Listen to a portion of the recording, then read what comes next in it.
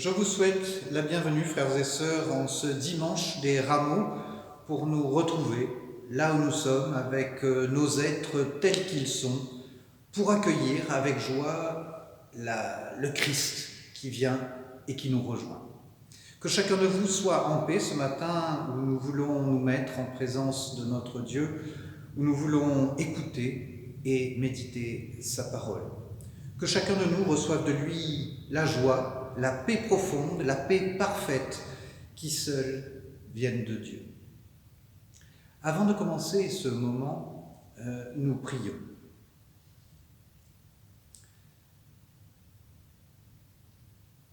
Là où nous sommes, nous y sommes en cet instant pour entendre ta parole. Nous y sommes pour écouter ta voix et recevoir de toi une parole qui nous fortifie et nous transforme. Par ton esprit, éclaire nos cœurs et transforme chacune de ces paroles que nous allons entendre en ta parole pour nous, pour moi. Sois avec nous, là où nous sommes. Et comme au commencement de chacun de nos cultes, nous voulons maintenant te dire notre louange. Acclamez l'Éternel, terre entière. Servons l'Éternel dans l'allégresse. Venez à lui avec des chants de joie. Reconnaissez que l'Éternel est Dieu. Il nous a fait et nous sommes à lui. Nous sommes son peuple, son troupeau. Venez dans sa maison lui rendre grâce, dans sa demeure chanter ses louanges. Rendez-lui grâce et bénissez son nom. Oui, l'Éternel est bon, éternel est son amour, et sa fidélité demeure à jamais. Chante, ô mon âme, la louange du Seigneur. Je veux louer le Seigneur toute ma vie. Je veux chanter pour mon Dieu tant que j'existerai. Amen.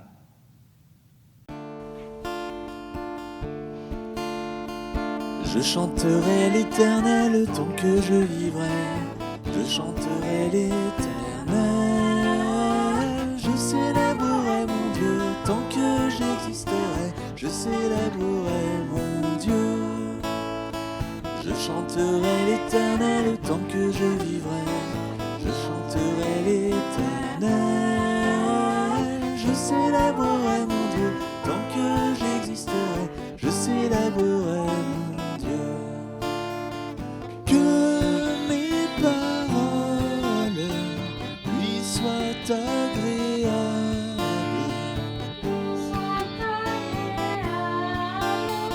Je veux me réjouir en l'Éternel. Je chanterai l'Éternel tant que je vivrai. Je chanterai l'Éternel. Je célébrerai mon Dieu tant que j'existerai. Je célébrerai mon Dieu. Je chanterai l'Éternel tant que je vivrai. Je chanterai l'Éternel. Je célébrerai mon Dieu tant que j'existerai. Je célébrerai mon Dieu. Avant d'ouvrir la Bible, prions Dieu. Seigneur, tu es le Maître et nous sommes tes disciples. C'est de toi que nous avons tout à apprendre. Cependant, nous sommes lents à comprendre et à croire ce qui concerne ton royaume. Mais tu nous as promis ton esprit de vérité pour nous conduire dans toute la vérité. Nous te laissons ouvrir nos oreilles et disposer nos cœurs afin que nous recevions maintenant ton évangile et qu'à travers l'Écriture, ta parole nous donne une force nouvelle. Ensemble, nous t'en prions. Amen. Voilà, donc les versets que nous allons lire se trouvent dans l'Évangile selon Marc, c'est l'Évangile du jour, au chapitre 11, et je lirai les 11 premiers versets. Lorsqu'ils approchèrent de Jérusalem et qu'ils furent près de Bethphagée et de Béthanie, vers la montagne des Oliviers, Jésus envoya 2 de ses disciples, en leur disant : « Allez au village qui est devant vous. Dès que vous y serez entrés, vous trouverez un ânon attaché sur lequel aucun homme ne s'est encore assis. Détachez-le et amenez-le. Si quelqu'un vous dit « Pourquoi faites-vous cela ?», répondez « Le Seigneur en a besoin. » Et à l'instant, il le laissera venir ici. Les disciples étant allés trouvèrent l'ânon attaché dehors près d'une porte au contour du chemin, et ils le détachèrent. Quelques-uns de ceux qui étaient là leur dirent : « Que faites-vous ? Pourquoi détachez-vous cet ânon ?» Ils répondirent, comme Jésus l'avait dit, et on les laissa aller. Ils amenèrent à Jésus l'ânon sur lequel ils jetèrent leurs vêtements, et Jésus s'assit dessus. Beaucoup de gens étendirent leurs vêtements sur le chemin, et d'autres des branches qu'ils coupèrent dans les champs. Ceux qui précédaient et ceux qui suivaient Jésus criaient : « Hosanna, béni soit celui qui vient au nom du Seigneur. Béni soit celui qui vient, le règne de David, notre Père. Hosanna dans les lieux très hauts. »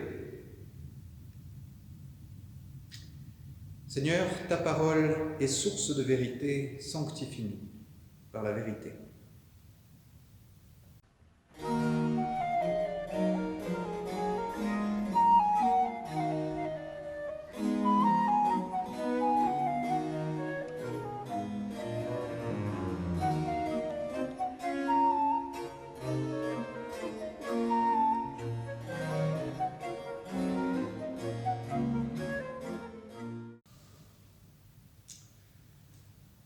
Chers amis, nous voilà déjà dans ce temps de l'année où on entend les sabots de ce petit âne qui frappe le pavé, cette foule enthousiaste qui demain déjà sera toute retournée, toute cette belle dévotion de tous ceux qui font ce bel accueil royal à Jésus, à Jérusalem.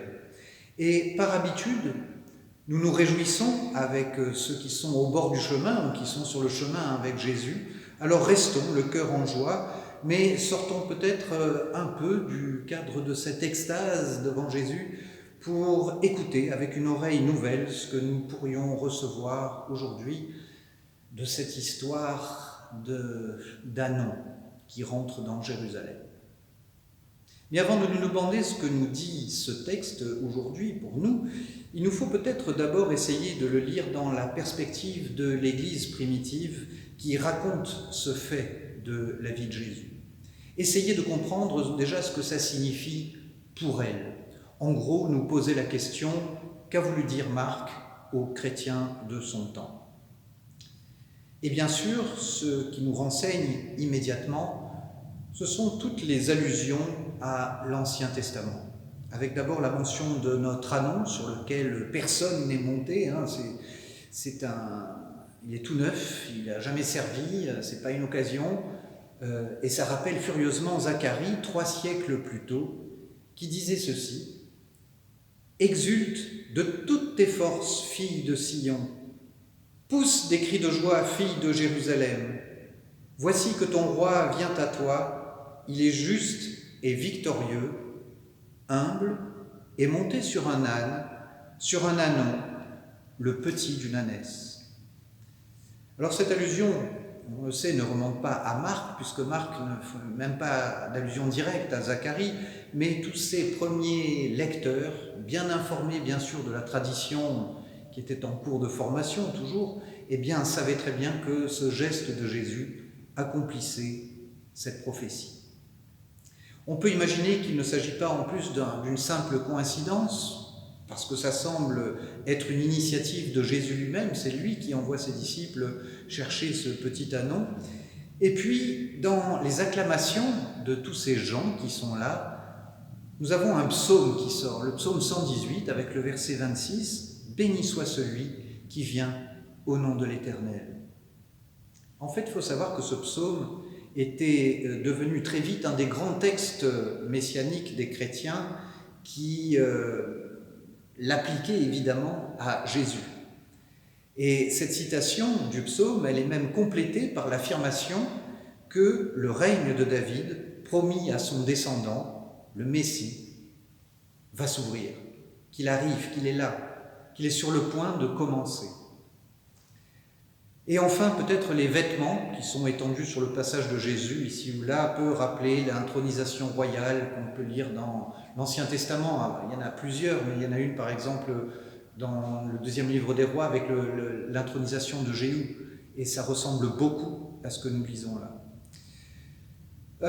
Pour rappel, Marc d'ailleurs est le premier à écrire ces moments de l'histoire de Jésus, de les poser comme ça par écrit, parce que chez Paul par exemple, qui écrit lui 10 ou 20 ans avant Marc, on n'a aucune trace, aucun détail biographique sur la vie de Jésus, et ça ne semblait pas du tout ni l'intéresser lui, et peu de gens même semblent s'en être souciés du temps de Paul. Et Paul lui-même ne manifeste expressément pas de grand intérêt. Il le dit lui-même, pour connaître Jésus d'un point de vue humain, ça n'intéresse pas vraiment. Et on peut imaginer d'ailleurs qu'une raison de ce manque d'intérêt réside dans cette idée bien répandue et très ancrée chez les premiers chrétiens qu'on vivait là à la fin de l'histoire et que le royaume eschatologique était sur le point de s'ouvrir enfin, et donc toute l'attention, toute la tension était portée vers l'avenir, et certainement pas vers quelques traces du passé. Pour eux, ce qui importait, c'est que Jésus ait été enlevé au ciel, et c'est de là qu'il reviendra pour inaugurer ce nouveau royaume qui va s'ouvrir. Mais voilà, comme les années passaient, comme les décennies commençaient à passer et que la nouvelle Jérusalem ne descendait toujours pas du ciel, eh bien on a commencé à se poser des questions, non seulement sur ce report, sur ce délai du retour de Jésus, mais même sur la vie de Jésus. Et à l'époque où Marc écrivait, ces questions exigeaient vraiment des réponses, et une partie de ses motivations pour écrire était de traiter des questions comme qui était Jésus, d'où venait Jésus, qu'est-ce qu'il enseignait, pourquoi a-t-il été crucifié, sur quoi reposait l'affirmation que Dieu l'avait ressuscité des morts. Et donc, dans ce passage qui nous occupe, on peut comprendre que la première intention de Marc pour ses lecteurs est de mettre bien au clair que ce Jésus qui entre dans Jérusalem est bien ce descendant royal de David, qu'il est bien le Messie d'Israël que tout le monde attendait. Alors maintenant, que nous dit-il à nous dans notre contexte 2000 ans plus tard? Eh bien, cette histoire de Jésus qui entre dans Jérusalem, dans cette histoire, le trait peut-être qui pourrait interpeller notre attention et que nous pourrions retenir de ce tableau, c'est celui de l'humilité. Et je le retiendrai parce que c'est une qualité qui est intéressante à explorer et qui semble être un peu oubliée à l'heure d'Instagram, de Snapchat et autres TikTok. Et c'est pourtant la qualité, c'est pourtant la vertu sur laquelle semblent se construire toutes les autres. Et en plus, je prends cette direction parce que les deux autres textes du jour qui nous étaient proposés semblent aussi vouloir nous faire réfléchir sur ce thème de l'humilité. D'abord, je vous lirai dans Ésaïe, c'est juste 2 versets qui nous étaient proposés, au chapitre 50, les versets 4 et 5. « Le Seigneur, l'Éternel, m'a donné une langue exercée, pour que je sache soutenir par la parole celui qui est abattu. Il éveille chaque matin, il éveille mon oreille pour que j'écoute comme écoutent des disciples. Le Seigneur, l'Éternel, m'a ouvert l'oreille et je n'ai point résisté. Je ne me suis point retiré en arrière. En d'autres termes, le matin, prends le temps d'écouter et de construire ta journée, comme écoute le disciple pour construire sa pensée, pour y voir plus clair. Si tu veux maîtriser et rentabiliser au mieux ta journée, prends ce temps de l'humilité, c'est-à-dire loin de tout ce qui te tient en esclavage.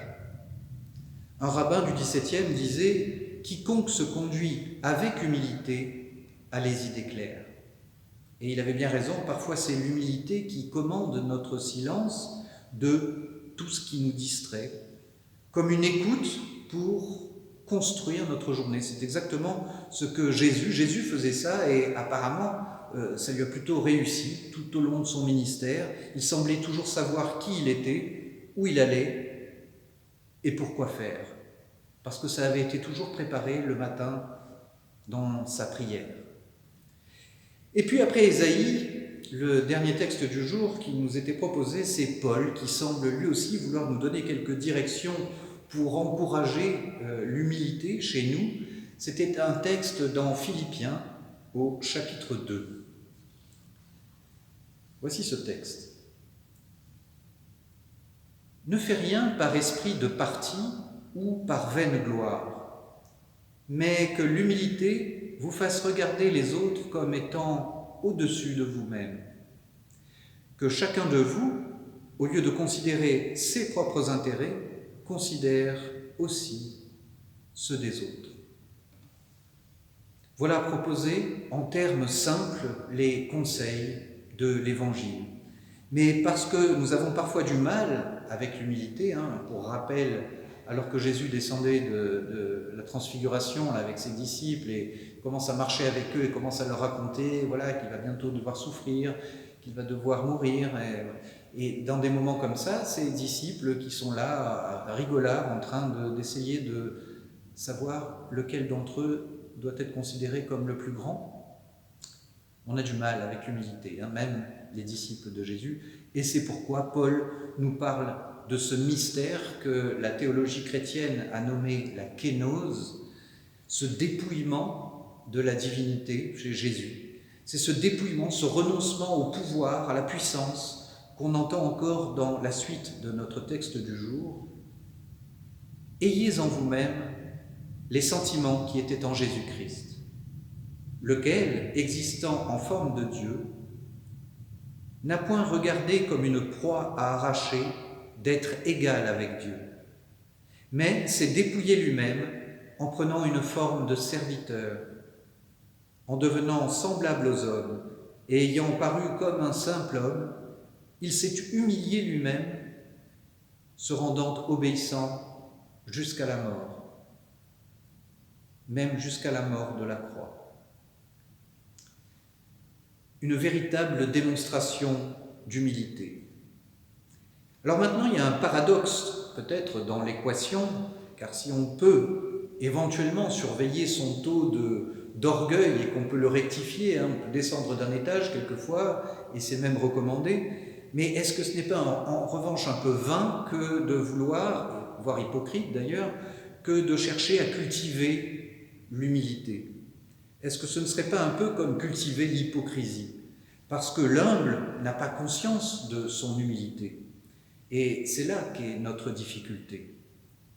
Et d'un autre côté, l'humilité bien posée, bien comprise, bien vécue, vient d'une grande connaissance de soi et d'un grand équilibre. Elle n'écrase pas comme elle ne met pas non plus en avant. L'humble, comme Jésus, ne se laisse pas atteindre par la critique, comme il ne s'exalte pas des louanges qu'on peut lui adresser. Et sur son anon, là, si Jésus se réjouit peut-être avec ceux qui sont là autour de lui, ce jour-là, eh bien c'est simplement parce que, comme Dieu, il choisit de se réjouir avec ceux qui se réjouissent. Et Et là, autour de lui, eh bien, les cœurs se réjouissent, alors il se réjouit avec eux. Mais très probablement qu'il ne se fait pas d'illusions sur ce qu'il y a dans leur cœur et dans leur joie. Mais si on poursuit l'emploi du temps de Jésus et on regarde ses déplacements dans l'espace, on voit encore une fois que ce sont des allers-retours permanents entre Jérusalem et son temple d'un côté et à l'extérieur Béthanie, avec le mont des Oliviers peut-être avant lui. Et l'un où il est malvenu, à l'intérieur donc de ce religieux, l'autre où il sera arrêté à l'extérieur et où il sera même mis à mort un peu plus tard. Les uns voyant la gloire du temple, et on peut imaginer que c'était très glorieux ce temple, après 4 décennies de travaux énormes pour élargir l'esplanade du temple et l'amener jusqu'à la forteresse d'Antonia. Donc ça devait être un temple magnifique et glorieux, et certains étaient en extase devant ce temple, alors que Jésus, lui, annonce la ruine prochaine du lieu saint, sa destruction. Il ne restera pas pierre sur pierre, et c'est ça qu'il est en train d'enseigner à ses disciples. Bon, on peut imaginer que pour eux, il venait de leur annoncer déjà qu'il allait devoir mourir, qu'il allait être persécuté, qu'il allait être massacré en gros, et que maintenant c'est le tour du temple. Il est en train d'annoncer que le temple va être détruit. Et pour les disciples, ils se sont dit, oula, il a une mauvaise passe là, il a un petit coup de mou, et on espère qu'il va bien vite se remettre, mais il est très probable qu'il n'ait rien compris à ces paroles. Puisqu'encore une fois, dans cette semaine qui s'ouvre et qui vient et qui nous amène vers Pâques, lors du dernier repas avec ses disciples, alors cette fois juste avant l'arrestation, que lui sait venir, qu'il sent comme imminente, eh bien l'ultime leçon que Jésus va vouloir donner à ses disciples dans ce moment si important, c'est une leçon d'humilité. Alors que Jésus va essayer, encore une fois, pendant ce repas, de partager avec les siens tout ce qui lui pèse, toutes ces choses si lourdes, si profondes, il veut leur parler de mort, il veut leur parler de trahison, et eux, ils sont là encore en train de se chamailler pour essayer de discerner entre eux lequel devrait être considéré comme le plus grand. Alors on peut imaginer ce que Jésus pensait dans un moment comme ça de ses disciples. Il a dû se sentir bien seul parfois, ça c'est sûr. Comme au temple, il ne dit rien, il les écoute, il observe, et puis il se lève, il prend une serviette, il prend une bassine, remplit cette bassine, toujours en silence, il s'avance vers eux, s'agenouille devant eux, et il vient là pour les servir une dernière fois. Un geste qui a peut-être inspiré Paul, qui écrit aux Philippiens, mais aussi bien sûr à nous, et je vous laisse sur ces paroles. Ne faites rien par esprit de parti ou par vaine gloire, mais que l'humilité vous fasse regarder les autres comme étant au-dessus de vous-même. Amen.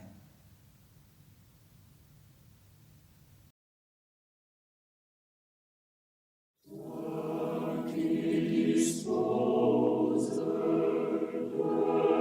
toutes choses, et me les donnes chaque jour, ne sois au Père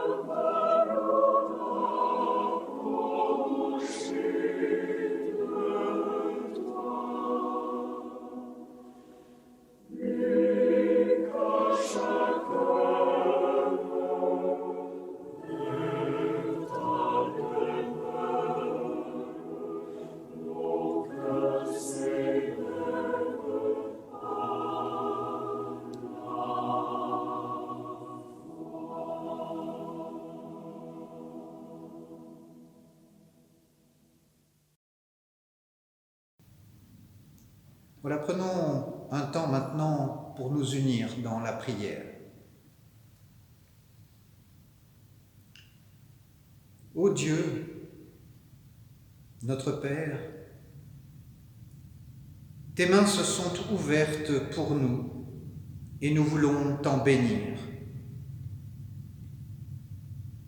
Pour la communion de l'Église, où ton amour nous accueille et nous unit, malgré la distance, notre Dieu, nous te bénissons. Pour ta parole vivante, lumière, nourriture et vie, que ton amour nous a dispensée, notre Dieu, nous te bénissons. Pour cet être nouveau que tu viens de dresser en nous vers ton royaume et ta justice, pour cette œuvre de ta seule grâce éternelle, nous te bénissons. Et maintenant, nous voulons te prier, remettre entre tes mains tous ceux que l'amour du Christ a confiés à notre amour. Pour nos bien-aimés, pour tous ceux que nous te nommons à cet instant, dans le secret de nos cœurs, nous te prions. Esprit du Dieu vivant, sois avec eux. Pour tous les hommes, en particulier ceux touchés par la douleur, les solitaires, les accablés au cœur lourd, nous te prions. Esprit du Dieu vivant, sois avec eux. Pour notre Église et pour toutes les Églises, pour ceux qui savent ton amour, pour ceux qui te cherchent, pour ceux qui te méconnaissent, nous te prions. Esprit du Dieu vivant, sois avec eux.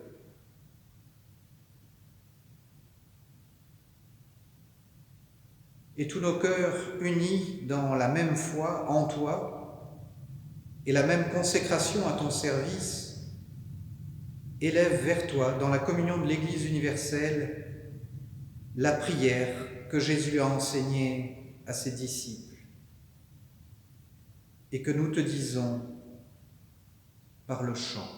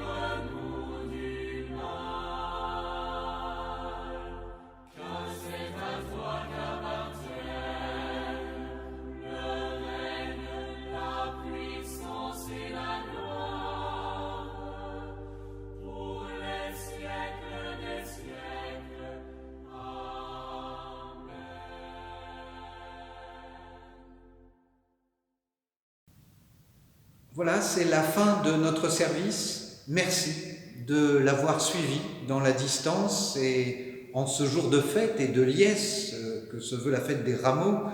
N'oubliez pas que c'est changement d'heure aujourd'hui et qu'il vous faut avancer vos horloges d'une heure. Une dernière nouvelle qui, j'espère, vous fera plaisir. Alors, sauf revirement politico-sanitaire de dernière minute, notre temple de Soho rouvrira enfin ses portes le 18 avril. Alors, marquez déjà ce dimanche dans vos agendas. Je vous invite, là où vous êtes, à recevoir l'exhortation et la bénédiction de la part de Dieu. L'exhortation, d'abord, nous vient de Paul. Soyez toujours heureux, ne vous inquiétez de rien, mais en toute chose, faites connaître vos besoins à Dieu dans la prière et les supplications avec des actions de grâce. Oui, réjouissez-vous toujours dans le Seigneur, je le répète, réjouissez-vous. Soyez fermes dans la confiance en notre Dieu et dans la bienveillance à l'égard de tous. Et que là où vous êtes, ce Dieu de l'espérance vous remplisse lui-même de toute joie et de toute paix dans la foi, afin que vous débordiez d'espérance par la puissance de l'Esprit. Amen. Merci encore, au revoir et une très bonne semaine de montée vers Pâques et sa victoire. Je vous souhaite à tous un très bon dimanche.